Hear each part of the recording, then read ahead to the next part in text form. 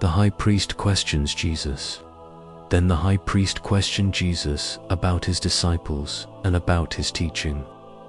Jesus answered, "I have spoken openly to the world.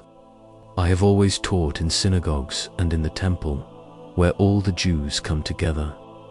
I have said nothing in secret. Why do you ask me? Ask those who heard what I said to them. They know what I said." When he had said this, one of the police standing nearby struck Jesus on the face, saying, "Is that how you answer the high priest?" Jesus answered, "If I have spoken wrongly, testify to the wrong.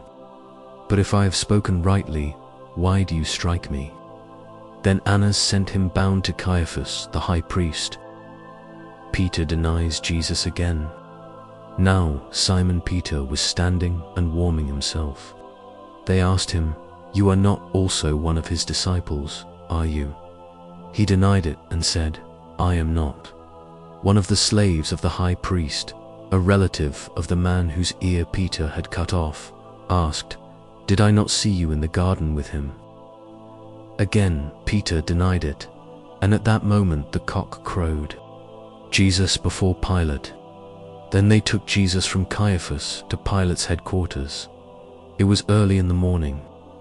They themselves did not enter the headquarters so as to avoid ritual defilement and to be able to eat the Passover.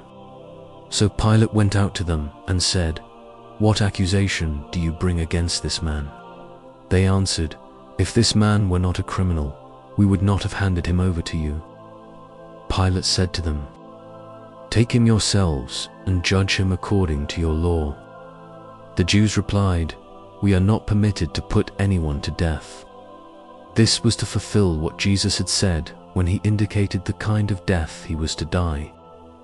Then Pilate entered the headquarters again, summoned Jesus, and asked him, "Are you the king of the Jews?"